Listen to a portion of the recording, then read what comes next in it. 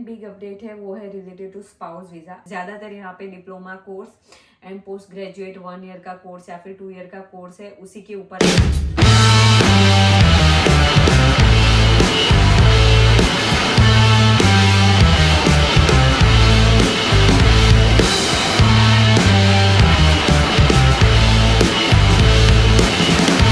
Hello guys, welcome back to my YouTube channel. जय श्री कृष्णा, जय Shri Ram. First of all many many many congratulations. Finally हमारे राम जी अयोध्या आ चुके हैं। और अभी जो इंडिया में माहौल है ना, इतना मिसिंग है ना, क्या ही बताए। बट यार उसका तो कुछ नहीं हो सकता। So let's start with today's topic. आज का जो हमारा टॉपिक है वो है IRCC की तरफ से जो न्यू अपडेट्स आए हैं उसके regarding. So without any further due let's start with the today's video. A temporary 2-year cap on new international student permits. It is the latest in a series of measures to improve program integrity and set international students up for the success in order to maintain a sustainable level of temporary residence in Canada as well. So, काफी time से IRCC कुछ ना कुछ नए rules and updates लेके आ रही है regarding immigration and international students work permit. So again IRCC has come up with the 3 big updates.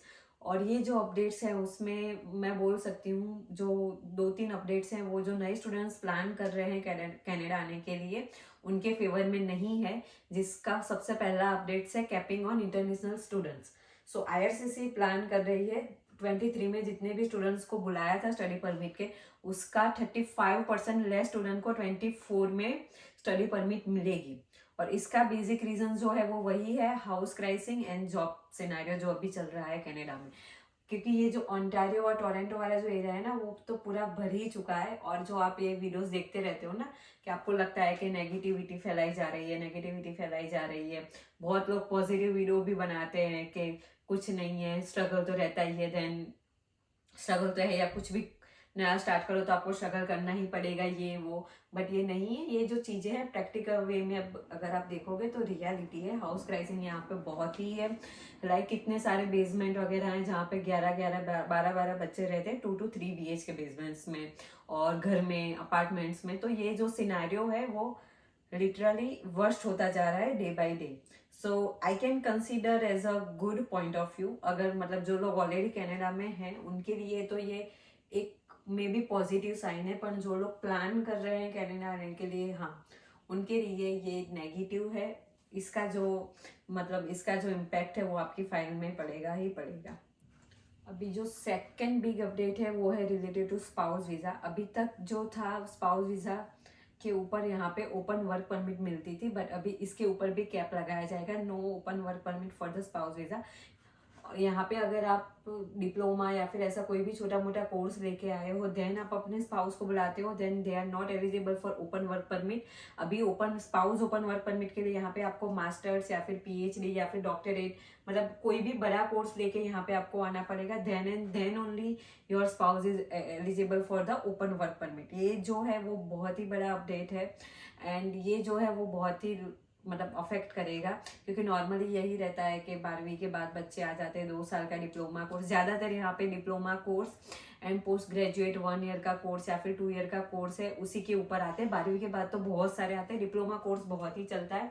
तो आपने यहाँ पे अगर डिप्लोमा किया है देन आप अपने स्पाउस को यहाँ पे बुलाते हो for the open work permit, तो ये बहुत ही बड़ा चैलेंज होने वाला है। तो धीरे धीरे कनाडा जो है ना वो इस चीज पे वर्क कर रहा है कि यहाँ पे जो हाउस क्राइसिस है, जो सिनेरियो अभी जो हो रहा है, तो उनको भी अभी लग रहा है कि ओवर पॉपुलेशन हो चुकी है। तो ये जो सारे अपडेट्स है ना वो उसी के रिगार्डिंग है कि ओवर पॉपुलेशन को कैसे कंट्रोल कर पाएंगे वो लोग।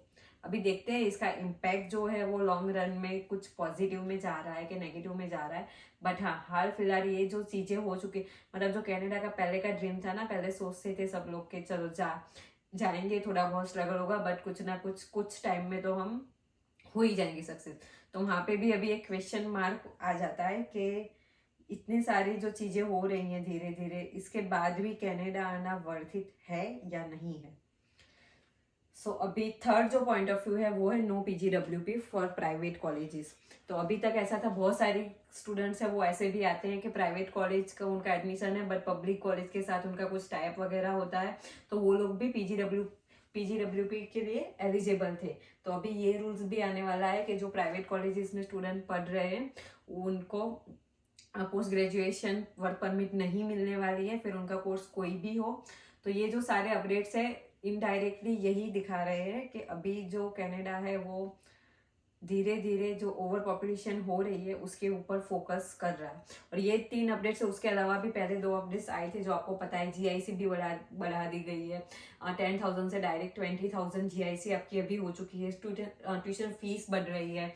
जॉब सिनारियो जो है वो नो डाउट जॉब मिल जाती है, बट जो पहले जो था वो सिनारियो अभी नहीं है।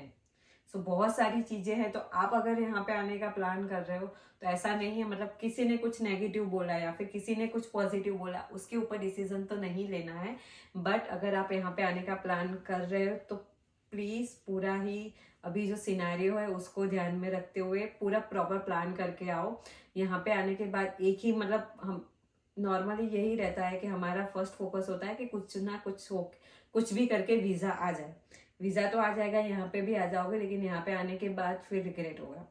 तो बेटर है कि यहाँ पे अगर आप आने की सोच रहे हैं तो अभी जो सिनेरियो है, अभी के सिनेरियो के हिसाब से 1-2 साल के बाद का सिनेरियो क्या होगा उसका थोड़ा सोचने के बाद आप यहाँ पे आके क्या कर सकते हो, ये सारी चीज़ें ध्यान में रखने के बाद कोई डिसीजन लो। एंड यस, अगर आपको मेरा कंटेंट थोड़ा भी इंफॉर्मेटिव लगा हो देन please like it, share it and subscribe to my channel. मिलते हैं न्यू वीडियो में। बाय बाय, थैंक यू, जय श्री राम।